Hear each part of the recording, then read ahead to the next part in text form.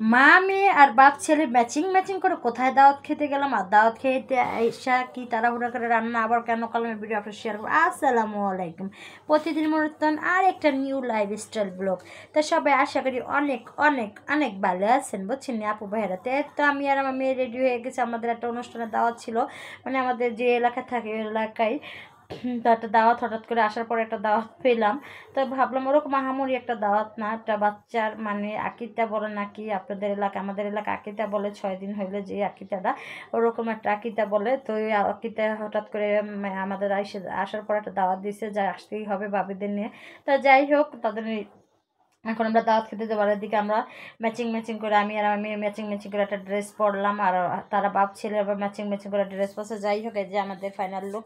তাই তো কেমন লাগতেছে সবাই একটু কমেন্টে অবশ্যই জানাবেন। তা যাই হোক, এই তো ম্যাচিং ম্যাচিং করে আমরা কোথায় যে গেলাম, এই তো আমাদের এবারে একবার হাইটে যেতে হয়, এরকম 2-3 মিনিট লাগে। তো লাগার পর যাই হোক আমরা যাইতেছি, যে আমরা সিঁড়িতে নামতেছি, সিঁড়িতে নামার পর আমি একটু ভিডিও করতেছি, কারণ এখন আমি একটু ফেসবুক দেখাই, কারণ আলহামদুলিল্লাহ আমি কন্টেন্ট মনিটাইজেশন পাইছি। তো আল্লাহর রহমতে এখন একটু ইনকামও হয়েছে, আমার 12 সেন্ট হয়ে গেছে, মানে একটা খুশির বিষয়। কারণ কি এটা এরকম অনেক খুশি, কারণ এই প্রায় 1-1.5 বছর ধরে অপেক্ষার পর যেরকম একটা ভিডিও মানে ইনকামের মুখ দেখতে পারবো, হয়তো অনেকের কাছে কিছুই না, কিন্তু বাট আমার কাছে অনেক বড় একটা পাওয়া, কারণ আমি কখনই ভাবতে পারি না যে আমার পেজে ইনকাম শুরু হয়ে যাবে। তো হবে একটু একটু একটু করে হইতে হইতে ইনশাআল্লাহ একদিন সাকসেস হইতে পারবো, যদি আল্লাহ পাক আমার কখনো করার ফেসবুক টিম অবশ্যই সাপোর্ট যদি থাকে। তো যাই হোক, এদিকে আমরা এই যে খাবারের জায়গায় এসে পড়ছি, কিন্তু আমাদের যেতে যেতে একটু লেট হয়ে গেছিল, দেখলাম ওরকম মানুষ ছিল না, টেবিল টোল প্রায় খালি ছিল। তাই ভাবলাম যে আমরাও যাই, মানে এলাকার মধ্যে তো যেরকম অনুষ্ঠান হয় মানে মানে ওরকম করেও নাই, মানে আশেপাশে যারা আছে ওই তারাই আবার মানে আমরা পরিচিত, যেহেতু আমাদের এলাকার দোকান। তাই তো এসে খাবার দাবার খাইতেছিলাম, খাওয়া দাওয়া ওরকম ভিডিও করি না, কারণ সবাই দিয়ে তাকাই থাকে। আর এদিকে খাওয়া দাওয়ার পরে দেখেন আমি কি করতেছি, জীবনে এবার বাড়িতে যে পান খাইনি, বাট আমি এখানে পান খাইতে খাওয়ার পর মুখটুক আমার পুরো ছিলা গেছে, কারণ পানটা অনেক আবাতি ছিল, কোনো ঝাল ঝাল, আমি পান খেলা প্রচুর লাল হয়। আর দেখলাম চিপটি ফেলেছে, ওরকম লালও হয় না, খেয়া মোবাইলের ভিতরে একটু চিপটি ফেলে রাখছি।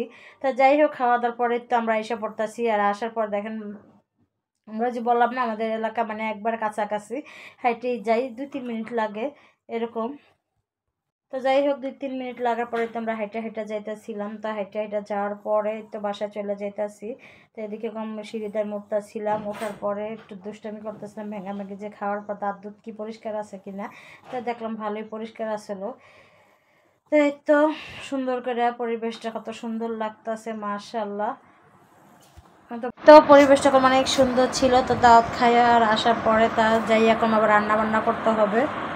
তো রান্না বান্না করার জন্য তোমার জামাই আর আমার বাচ্চারা আগে আগে যাইতেছে, আমি পিছিয়ে পিছিয়ে টুকটু করে ভিডিও করতেছিলাম। তো আসার পরে যে রান্না বান্না তাড়াহুড়া করে বসে দিচ্ছে, আর তাড়াহুড়া রান্না তো ভাঙ্গাচুরাই হয়, এটা তো সবাই জানে। তো দেখে একটু ভেন্ডি ভাজি করবো, আর রাত্রের জন্য একটু তরকারি রান্না করবো, এটা সকালেও খাবো, সকাল কোনো নাস্তা বানাবো না। তা না বানানোর জন্য ভেন্ডি ভাজিটা করে নিতেছি, ভেন্ডি ভাজিটা একবার ঝরা করে নিতেছি। আর এদিকে দেখেন সুন্দর করে মাছ সুন্দর করে ভাজাভাজি করতেছিলাম। তো তো মাছ তেলাপিয়া মাছ রান্না করবো, যেহেতু আইসে সব কিছু চেঞ্জ করে তাড়াহুড়া করে, আমি এগুলো সব ভিজে দিয়ে গেছিলাম, রেডি করে থুয়ে গেছিলাম, যাই সে জানি তাড়াহুড়া কাটা বাটা থাকলে কোনো রান্নাবান্না করতে বেশি দেরি লাগে না। তো এদিকে কাটা বাটা আমার ছিল, তাই রান্নাবান্না আমার প্রায় শেষ পর্যায়ে। তাই তো রান্নাবান্না হয়ে গেছে। এদিকে আমার শাশুড়ি আবার পেঁপে দিছিল, পেঁপেগুলো দেখে এসে বাইকে গেছে। তা ভাবলাম যেহেতু অনেক প্রচুর গরম পড়ছে, তো একটু পেঁপেগুলো খাইয়ে নেই। তো পেঁপেগুলো খাই, বাচ্চারা আবার আবদার কথা আছে চিকেন ভাজা খাবে, তাই তো বাচ্চাদের আবার চিকেন ভাজা আর আলু ফ্রান্স করে দিচ্ছি। তো ফ্রেঞ্চ ফ্রাই করে দিব, আর বাচ্চাদের চিকেন ভাজা দিব। তো ভাজাভাজি করতেছি, পরে বিকালে নাস্তা বাচ্চাদের যেরকম করে চিকেন ভাজা দিলাম। তোকে ভিডিওটা কেমন হয়েছে সবাই একটু অবশ্যই কমেন্টে জানাবেন।